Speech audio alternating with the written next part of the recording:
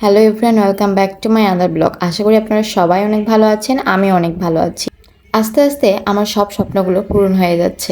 অনেক দিনের ইচ্ছে ছিল আমার হাসাইগাড়ি বিলে যাওয়ার, আর বিলে গিয়ে নৌকা করে তার সাথে ঘুরতে যাব। আর না সাজুগুজু করলে হয়, তাই দুজনেই সুন্দর করে সেজে গুজে চলে আসলাম হাসাইগাড়ি বিলে। এখানে আসার পর আমার এতটা ভালো লাগছিল, কারণ এর আগে কখনো আমি কোনো বিলে যাইনি। বিয়ের পর বর সব আমার ইচ্ছে পূরণ করে ফেলছে। তো এখানে আমরা নৌকা ঠিক করছিলাম, কোন নৌকাতে উঠবো আর কত টাকা নিবে এইসবই ঠিক করছিলাম।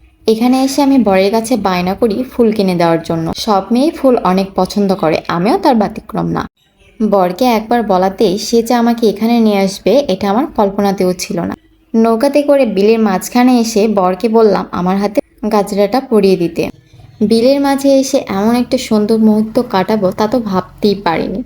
এত ভালো লাগছিল এখানে এসে। সবাই অনেক আশীর্বাদ করবেন, আমাদের সম্পর্কটা যেন সারা জীবন এরকমই থাকে, কেউ যেন বদনজর দিতে না পারে। নৌকার মাথায় বসে বিলের মাঝখানে বসে বসে একা একা ফিল নিচ্ছিলাম। মনে হচ্ছিল আমি যেন কোনো এক কল্পনার জগতে আছি, কল্পনাতে ভেসে যাচ্ছি। বিয়ের আগের জীবন আর বিয়ের পরের জীবন পুরোটাই আলাদা।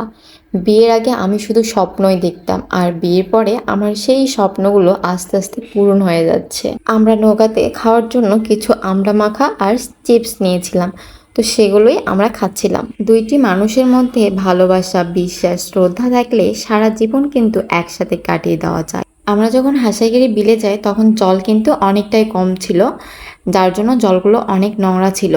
তাই সে বারবার আমাকে বলছিল জলে পা দেওয়ার দরকার নেই। স্বপ্ন দেখাটা কিন্তু অনেক সহজ, কিন্তু সেই স্বপ্ন পূরণ করা আসলেই অনেক কঠিন। বিয়ের পরে একজন মেয়ের ভালো থাকার পেছনে সব থেকে বেশি হাত থাকে তার স্বামীর। মেয়েরা সবকিছুতেই তাকে মানিয়ে নিতে পারে, কিন্তু স্বামীর খারাপ ব্যবহার কখনোই মানতে পারে না। এখানে দাঁড়িয়ে বিলের সৌন্দর্যটা এত সুন্দর লাগছিল, মনে হচ্ছিল যেন আকাশ আর বিল এক হয়ে গেছে। আর তার মধ্যে একটা সাদা বক ওই নীল আকাশে উড়ে যাচ্ছে, যেন পুরো প্রকৃতিতে আমি হারিয়ে যাচ্ছি।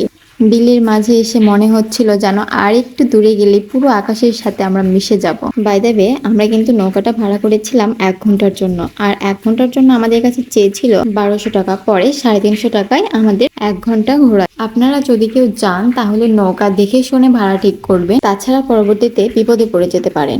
iPhone 14 Pro Max আসলে জলে ডুবালে কিছু হয় কিনা সেটা প্রুভ করার জন্য তাকে বলছিলাম যে সে যেন ফোনটা ডুবায় আমার ভিডিও করে দেয়। তো তারপর সে ফোনটা ডুবাই আমার একটু ভিডিও করে দেয়, দেখলাম যে না, ফোনটা ঠিকই আছে, ফোনটার কিছু হয়নি। আমার ভিডিও যদি আপনাদের কাছে ভালো লেগে থাকে তাহলে প্লিজ পেজটি ফলো করবেন। আপনাদের সাপোর্ট পেলে আমি আরো অনেক নতুন নতুন ভিডিও নিয়ে আসবো, যেটা আপনাদের ভালো লাগবে। সবাই অনেক ভালো থাকবেন। তো আজকের ভিডিওটি এখানেই শেষ করছি। Bye bye, tata. আর আমার জন্য অনেক দোয়া করবেন।